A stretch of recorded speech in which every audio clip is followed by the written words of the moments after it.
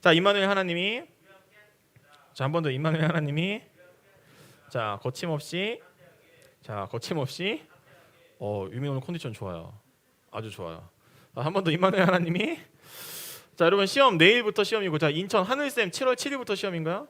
하경이 언제부터요? 내일부터고, 또 인천이 누구죠? 성현이가 언제부터였죠? 7월 8일부터고. 자, 내가 7월 7일과 8일보다 더 뒤에 시험 본다. 손 들어봐요. 그러니까 이게 인천 쪽이 좀 시험을 늦게 보는 것 같고, 유정이 언제 시험 봐요? 내일. 그러니까 고양이랑 김포는 또 내일부터 보고. 우리 하경이네 집이 그러고 보니까 그 요즘에 핫한 곳이더라고. 왕릉뷰 아파트가 그쪽이더구만. 예. 이거 뭐 아는 사람도 있겠지만 그 뭐 아무튼 왕릉뷰 아파트가 검색해 보니까 하경이네 집 앞쪽이어가지고 뭐 여러분 나중에 검색 한번 해보세요. 약간 문화재청이랑 뭐 인천시랑 뭐가 잘못돼가지고 원래는 문화재가 보이면 안 되는데 아파트를 지었는데 고층 사는 사람들은 그냥 그 누구의 왕릉이지? 그게 막 다 보여가지고 이걸 아파트를 다시 부셔야 된다부터 뭐 별 얘기가 나왔는데 결국은 이제 입주를 시작한 것 같아요. 아무튼 뭐 그런 핫 이슈가 있는 곳이 또 하경이네 집 근처라고 하더라고요. 뭐 관심 없겠지만, 자, 오늘은 우리가 설교 제목 한번 보여줄래요? 설교 제목은 지금은 희미하게 보이나입니다. 같이 따라해 봅시다. 지금은 희미하게 보이나. 자, 여러분 요즘에 인생을 보면 특히 뉴스나 이런 것들 보면 여러분 유튜브 이런 거 보면 막 끔찍한 일이 너무 많이 일어나요. 서준이가 오늘 성경을 읽었는데 하나님이 재판한다라고 말하고 있어요. 그러니까 하나님이 최종 재판권자라는 거죠. 재판이 돼서 무죄면 무죄, 유죄면 유죄, 더 이상 뭐 물론 다시 한번 상고를 할 수도 있고 여러 가지 법적인 절차를 겪으면 겪을 수도 있겠지만 재판장은 결국 최종적인 결정을 하는 사람이에요. 그래서 옛날에 무슨 말이 있었죠? 돈 많으면 무죄, 돈 없으면 유죄. 이게 뭐예요? 여러분 알고 있는 그 말입니다. 실제로 영화 해바라기인가 그 영화에도 보면은 누구지 누가 막 총 이렇게 한다면 막 유전 무죄 막 그게 있거든요. 근데 그런 돈 많으면 없던 죄가 생기고 돈이 없으면 있던 죄도 없어지는 세상이 특히 과거 군사 독재 시절에는 더 많았고 지금 2022년 지금도요. 뭐 목사님은 많다고 생각을 합니다. 그러니까 결국 그래서 우리가 돈 하는 게 돈이 내가 지은 죄도 덮어버리는 세상이 될 수 있으니까 뭐 한국도 마찬가지고 우리가 돈 하는 것 같아요. 참 잔인하고 정말 끔찍한 세상 같아요. 돈을 벌기 위해서라면 피비린내 내 가족들도 보험금 노려서 죽일 수 있고 내 친한 친구들도 언제든지 내가 배신할 수 있는 시대가 지금 우리가 살아가는 이 경쟁 사회 또 끔찍하고 잔인한 사회 악한 사회라고 생각합니다. 그런데 오늘 목사님이 여러분에게 한 가지 질문을 하면서 설교를 해볼게요. 자, 여러분 머릿속에 얘는 진짜 상또라이다. 이런 사람은 진짜 끔찍하고 악한 놈이다. 얘는 진짜 이상한 사람이다. 뭐 여러분 주변 사람이든 뭐 지금 서로 지금 성민이랑 지영이 서로를 얘기하는 것 같은데 역사적으로든 우리 한국이든 주변 사람이든 이 사람은 진짜 아니지. 여러분 머릿속에 누구 떠오르는 사람 있나요?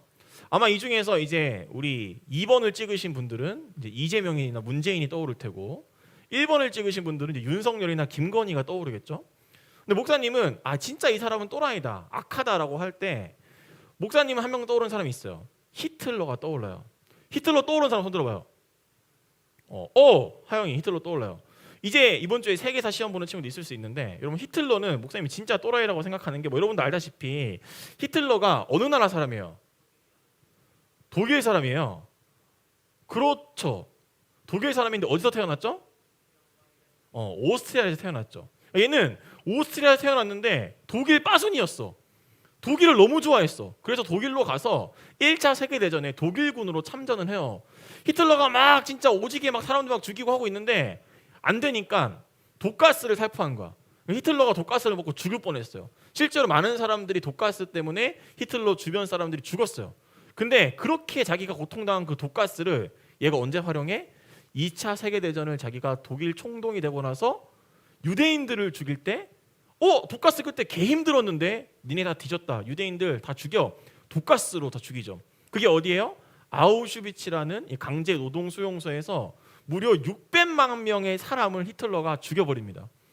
이렇게 말이 600만 명이지. 우리 부천시가 여러분 전국 1등 하는 게 있어요. 뭔지 알아요? 광역시와 특별시를 제외하고 부천시가 전국에서 인구 밀도가 가장 높은 곳이에요.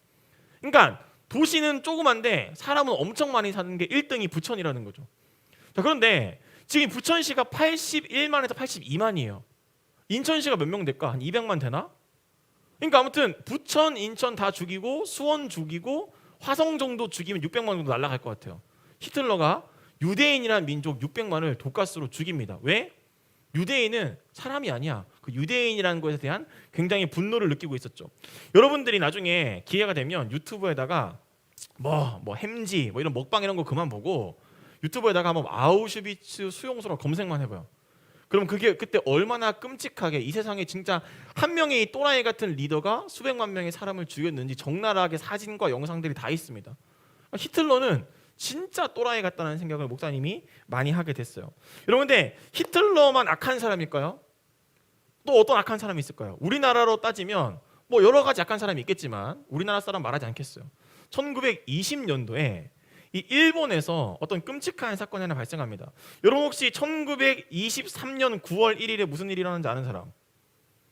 1923년 9월 1일. 자, 고3들 1923년 9월 1일 강준이 무슨 일이 일어났어요? 자, 그러면 1910년도에 우리나라에 일어난 가장 안타까운 사건이 뭐예요? 유민이 컨디션 좀 유민이. 뭐예요? 일본이 정답. 일본이 조선을 공식적으로 점령했죠. 그래서 그게 나타내는 말이 예성아 뭐라고? 경술국치입니다. 경술련에 일어난 국가의 치욕이라 그래서 일본이 공식적으로 우리나라를 먹어버리죠. 그래서 한일 합방이라는 말은 일본 쪽 말이니까 한일 합방이라 쓰면 안 되고 경술국치가 1910년에 일어나요. 그런데 얘네들이 갑자기 일본에서 주식시장이 무너졌어. 개미들이 완전 다 날아간 거야. 그러면 1923년도에 무슨 일이 일어나냐면 관동, 지금의 도쿄 지역에 대지진이 9월 1일 날 일어나죠. 그러니까 내부에 문제가 생기면 이 내부의 문제를 탈피하기 위한 좋은 방법이 뭐냐면 내부의 문제를 짬시킬 수 있는 외부의 적을 만드는 거야. 그러니까 이 일본 놈들이 한국도 식민지화했고 굉장히 잘 나가는데 갑자기 주식시장이 붕괴되고 대지진이 일어나면서 내수 경제가 다 망해버린 거야. 그러니까 일본 정권을 향해서 사람들이 막 불만을 제기하겠지. 그러니까 일본 정권에서 어떻게 합니까? 우리가 유지하기 위해서는 외부로 관심을 돌리자 조선 놈들이 우물가에다가 독약을 탔습니다. 이 조선 놈들이 그 당시 일본에서 목재 건물이었거든요. 방화를 저질렀습니다. 그래서 통계적으로 정확하게 나와 있지는 않지만 일본에서 공식적으로 발표한 건 조선인들 45명이 죽었다고 발표돼 있어요. 개소리를 하고 있죠.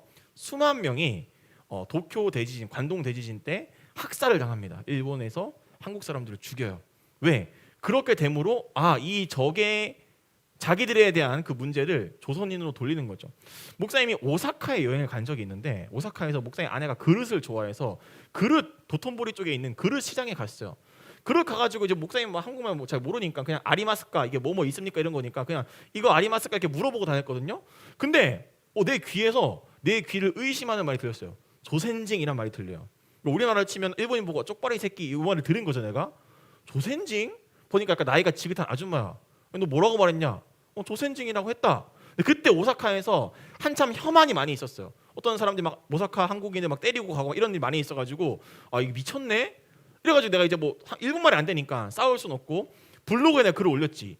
근데 그 블로그에 글을 올렸는데 내 블로그에 글이 이렇게 막 알고리즘 타면서 그때 오사카 혐한 관련된 그 핫이슈 글이 돼가지고 하루에 수만 명이 내 블로그에 들어왔던 적이 있어요. 조센징이라고 그래가지고 그러니까 우리로 치면은 저 짱깨 새끼, 저 쪽발이 새끼 이제 이 말을 일본이나 중국 사람이 들은 거죠.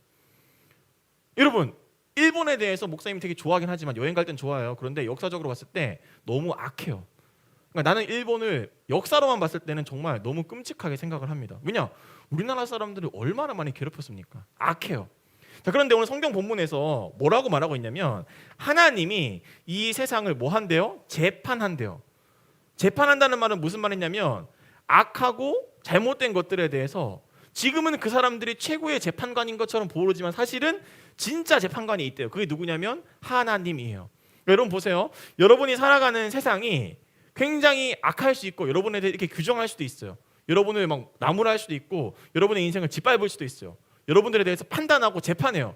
그런데 중요한 건 여러분들에 대해서 함부로 판단하고 여러분의 인생을 뭉거뜨리는 그 수많은 말들에 대해서 그들이 나쁜 거라면 하나님이 그 사람들을 언젠가 재판한다는 거예요. 그러니까 여러분들 뭘 믿어야 되냐면 지금 우리 주변에 휩쓸리고 있는 우리 주변에서 말하는 수많은 이야기들을 듣는 것이 아니라 그렇게 악하고 잘못됐고 그렇게 이상한 것들에 대해서 하나님이 언젠가 저 사람들을 심판하겠구나, 저 민족이나 저 시스템을 하나님이 무너뜨리겠구나, 하나님이 최종 재판관이라는 믿음이 여러분에게 있어야 돼요. 그러니까 여러분, 지금 혹시 여러분 왕따시키는 사람이 있습니까? 여러분에 대해서 편견을 가지고 바라보는 사람이 있어요? 그럼 여러분 기도하세요. 하나님, 쟤네들이 지금 나를 재판하고 인민 재판시키고 있는데 하나님이 언젠가 나를 괴롭히고 나를 힘들게 하는 그 악한 사람들을 재판해 주세요. 여기에 한 가지 전제 조건이 있어야 돼요. 하나님이 여러분이 싫어하는 그 사람만 심판하지 않아요. 목사님도 심판하고 여러분도 심판해요. 우리가 이런 오해를 하면 안 돼요. 내가 교회 다니니까 나는 선하고 저 새끼들은 쓰레기야, 하나님이 쟤를 재판하겠지? 여러분, 이렇게 생각하면 안 돼요. 하나님의 심판은 목사님에게도 향해 있어요. 여러분에게도 향해 있어요. 그러니까 우리가 하나님의 심판, 하나님 제 사람들을 악한 것들을 무너뜨려서 기도할 때 한편으로는 어떻게 기도해야 되냐면, 하나님 저는 저 사람들과 다르지 않게 해주세요라고도 기도해야 되는 거예요. 우리가 하나님을 믿지만 그 하나님은 우리를 심판할 수도 있다는 걸 여러분들이 반드시 기억하고, 뭘 기억해야 되냐? 하나님이 세상에서 우리 가운데 악한 것들을 벌하실 수 있지만 그 벌이 내가 될 수도 있다. PPT 보여주세요. 지금 우리를 둘러싸고 있는 수많은 환경들에 대해서 고린도전서에 보면 바울이 이렇게 말해요. 한번 같이 한번 읽어볼까요? 같이 한번 읽어보겠습니다. 시작.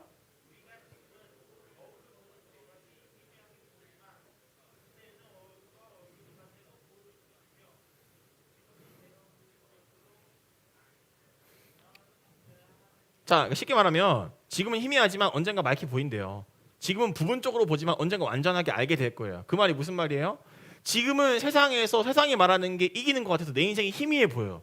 그런데 우리가 하나님을 믿고 있다 보면 언젠가 확실하게 보인대요.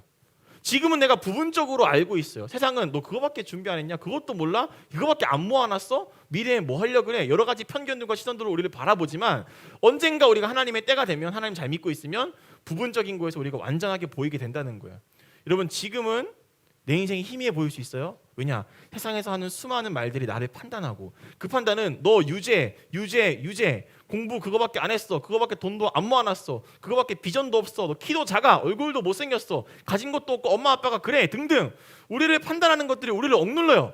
중요한 건 뭔지 알아요? 그 사람들의 판단에 대해서 우리가 하나님을 잘 믿고 있다면 언젠가 하나님이 그들을 먼저 재판하신다는 거예요. 여러분들, 지금 내 인생이 너무 잘 나간다 그래서 교만하지도 말고, 지금 내 인생이 너무 부족하다 그래서 주눅 들지도 마세요. 하나님이 여러분의 인생을 최종적으로 재판하시고 심판하십니다. 다시 PPT 찬양팀 나와주세요. 전능하신 나의 주 하나님 찬양할 텐데, 목사님이 지난 몇 주 전에 청년 한 명을 만났습니다. 그 청년은 지금 교회에 나오고 있지 않은 청년인데, 목사님과는 이제 인연이 있어서 그 청년을 만나서 이제 이런저런 이야기를 했어요. 그 청년에게 뭐 어떻게 살고 있냐, 어떻게 하고 있냐 물어보다가 너 꿈이 뭐야? 그러니까 너 결국 네 미래에 대한 계획이 뭐야라고 물었을 때 그 친구가 이렇게 얘기를 했어요. 돈 많은 여자 만나는 거예요. 돈 많은 사람 만나는 게 꿈이래요. 근데 여러분, 목사님 이거를 나무라고 싶지 않아요. 그러니까 왜냐하면 그럴 수 있어요. 근데 왜 그럼 돈 많은 사람이랑 만나고 싶니? 돈 없으면 안 되잖아요. 근데 목사님 이거를 욕하고 싶지 않아요. 목사님도 돈 없으면 못 살거든요. 나도 돈 많이 벌고 싶어. 나도 진짜 돈 많이 벌고 싶어요. 그래서 그 청년의 얘기에 대해서 목사님은 전혀 죄책감을 주거나 너 쓰레기네라고 말하고 싶지 않아요. 여러분, 진짜 여러분 아직 10대죠? 그 청년 20대거든요. 취업을 준비한 20대들이 어떻게 하면 돈을 더 많이 벌까? 그러니까 이게 돈에 대한 욕심이라기보다는 미래에 대한 고민인 거죠. 내가 이걸로 내 여자친구, 내 남자친구를 먹여 살릴 수 있을까? 내 이 직업으로 결혼할 수 있을까? 내가 이걸로 친구들 만났을 때 당당하게 술 한잔 하면서 야, 나 이렇게 했어 말할 수 있을까? 가오도 필요하고 현실적인 것도 필요하고. 그러니까 이 세상은 돈 하는 세상이에요. 그래서 돈을 못 벌 것 같은 직업들에 대해서는 재판해버려요. 아유, 그런 선택, 공부를 더 했어야지. 돈을 못 벌 것 같은 폼나지 않는 인생에 대해서는 굉장히 쭈구리 인생이라고 세상이 우리를 재판합니다. 여러분, 그런데 성경은 뭐라고 말해요? 세상은 그렇게 우리에 대해서 특히 돈에 관련된 관점으로 우리를 재판할지라도 그 세상의 관점을 재판하는 더 위에 계신 분이 있는데 그게 누구냐면 하나님이라는 거예요. 근데 그 하나님이 우리도 개판처럼 살면 우리도 심판하고 우리도 재판해요. 1번 이 시간 같이 찬양하면서 기도할 텐데, 하나님, 제가 하나님 편에 서 있게 해주세요. 제가 하나님 편에 서 있게 해주세요라고 기도하시길 바랍니다. 두 번째, 여러분이 힘들고 여러분들을 괴롭게 하는 사람들 있죠. 하나님 그 사람들 심판해 달라고 이 시간 기도하세요. 세 번째, 내일부터 다음 주부터 진행되는 시험 가운데 하나님 저를 향한 수많은 눈길들과 잣대들을 제가 이번 시험 때 부숴버리게, 제가 시험 공부 열심히 해서 누구보다 당당하게 살게 해주세요. 함께 우리 찬양하면서 이 세 가지 기도 제목 놓고 기도했으면 좋겠는데요. 자리에서 일어나서 다 함께 전능하신 나의 주 하나님 찬양하면서 기도의 자리에 나가겠습니다. 함께 찬양하겠습니다.